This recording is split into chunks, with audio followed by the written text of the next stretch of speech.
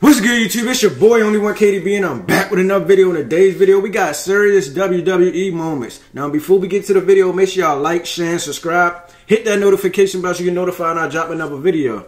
Now, we about to get to this video, serious WWE moments. Now, I just want to thank y'all, and I appreciate y'all for showing me love on my last couple of videos. Y'all been showing me love forever now. So I just want to say I appreciate y'all, and we going to keep going up. Make sure y'all like the video because it helped me get in the algorithm, and hit that notification bell next to it too.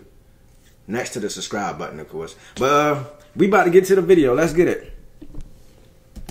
In October 2018, Monday Night Raw kicked off like normal with the Universal Champion Roman Reigns. Okay. Then the big dog us with this. My real name is Joe, and I've been living with leukemia for 11 years, and unfortunately it's back. And right now the best thing for me to do is to go home, to focus on my family and my health. And I'm gonna have to relinquish the Universal Championship. After sharing this heartbreaking news, Reigns was joined by Seth Rollins and Dean Ambrose. Thankfully, Roman did return about 3 months later to a huge ovation. He returned. I'm in remission, y'all. Yes, sir. Hacksaw Jim Duggan always came to the ring happy and was a lovable goofball. However, in September 1998, the future WWE Hall of Famer came to the ring to make a very serious and sad announcement. Just very recently, I went to the doctor and I was diagnosed with cancer. And nothing else seems important to me right now. I just don't want to leave my little girls alone. I just want to tell you folks, when you go to bed tonight, hold your children a little closer because, God, they're important. Thankfully. Dang, bro, like that's sad. Like, how they didn't find a cure for cancer yet? Like, I still don't, like, I don't know, bro. Like, it's sad.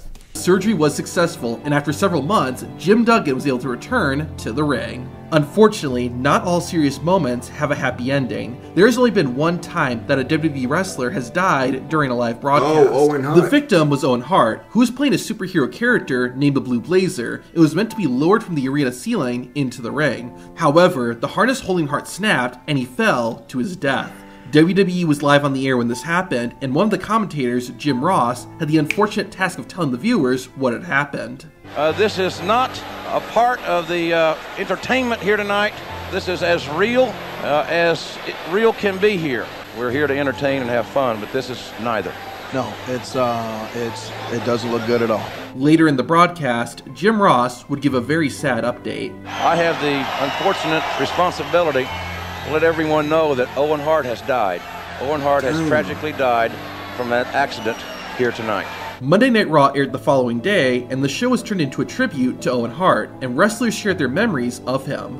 In this business, I guess you got a lot of acquaintances, but very few friends.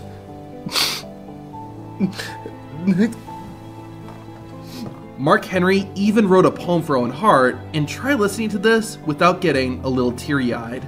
The pain you feel as your eyes swell and tears fill up in the wells. The burn starts to choke you up, words come out slow and shaking. You close your eyes and wonder why that there's a burning when you cry. When Owen left, it felt like hands around my throat. I couldn't talk, I couldn't see. The burn overwhelmed me. My heart is heavy. This is why. You get the burn when you cry. It digs down deep. You cannot sleep. You toss and turn in your sheets. Awaken with sobs and wet pillowcases. You wander aimlessly, looking to the sky. You feel the burn when you cry. To end the night, Stone Cold Steve Austin came out to the ring, grabbed a beer, and gave one last toast to Owen Hart. Sadly, Owen's death wasn't the last time fans would find out on air that a WWE wrestler had died. The June 25th, 2007 episode of Raw will live on in infamy. Rather than opening with loud pyro and a crowd full of energetic fans, the show broadcasted from an empty arena with Vince McMahon standing alone in the ring. McMahon then shared some disturbing news. Tonight's storyline was to have been the alleged demise of my character, Mr. McMahon. However, in reality, WWE superstar Chris Benoit, his wife Nancy, and their son Daniel are dead. Their bodies were discovered this afternoon in their new suburban Atlanta home. Like with Owen Hart, Monday Night Raw was turned into a tribute show to Chris Benoit. Unfortunately, this would become one of the most infamous shows WWE Oh, I heard about this Chris Benoit story. Didn't he like do something to his family and then wind up doing something to himself? If I'm not mistaken, that's what happened, I think. Bro, it's crazy, fam. For hosted, wrestlers would share their thoughts and memories of Benoit, including Edge. I have 3 people in this industry that I feel I can go to, talk to, and 2 of them are gone now. Like I said though, this show quickly ended up becoming one of WWE's most infamous. Not long after paying tribute to Chris Benoit, it was discovered that Benoit was the one who had murdered his wife and son and then took his own life. This broadcast of Monday Night Raw was quickly erased, and WWE rarely acknowledges Chris Benoit's existence over 15 years later. One of the most real moments in WWE was the infamous Montreal Screwjob. It all took place on November 9th, 1997, at the Survivor Series pay-per-view event in Quebec, Canada. The WWE champion at the time, Bret Hart, was taking on Shawn Michaels in Bret's final match before going to WWE's rival, WCW. Depending on who you listen to, Bret didn't want to lose because it was in his home country, or he didn't want to lose because Shawn Michaels said he would be willing to lose to Bret. In any case, Bret Hart was told he would not be losing the WWE Championship, but Vince McMahon, Shawn Michaels... Oh, I remember this. Shawn had put him in a submission hold, I think, and they rung the bell or something like that. And others secretly devised another plan. During the match, HBK put the Hitman in a sharpshooter, only for the referee to call for the bell, even though Bret Hart hadn't submitted. Bret had been warned that something might happen, and as soon as the referee calls for the bell, you can see Bret realize that his worst fears had become a reality. I reached around to grab Shawn's leg, and I could hear someone say, "Ring the bell." That's when I knew it was Vince McMahon. I finally realized that they screwed me.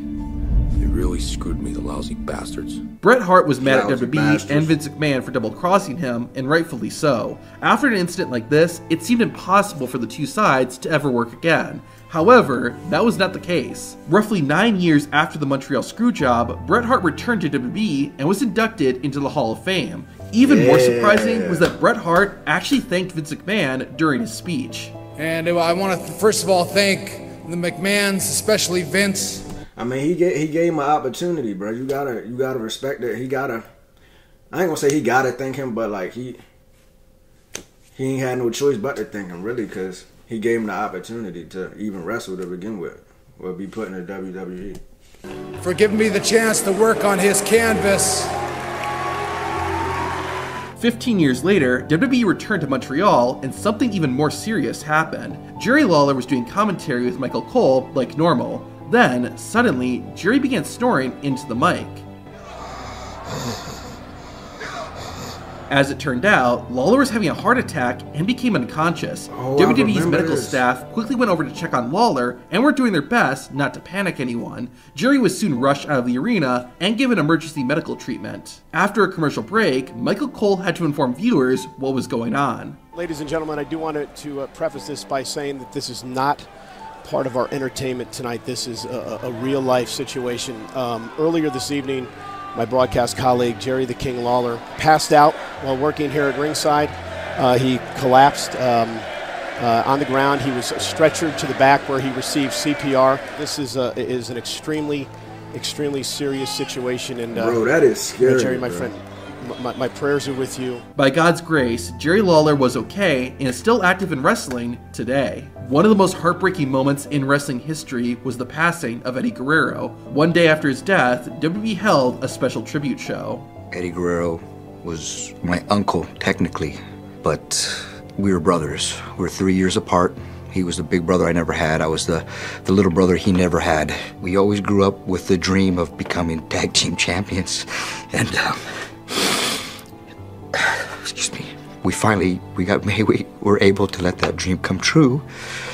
That dream came true here in WWE. That was a tag team for me that will never be replaced. I'll never have a tag team partner like you, Eddie, ever again. I want Eddie's wife and kids to know how much they meant to him. It's all he ever talked about. I know that somewhere Eddie's gonna be looking down on this night, proud that all the guys went out there and put on a show for him. I miss you, man. Dang, R.I.P. Eddie.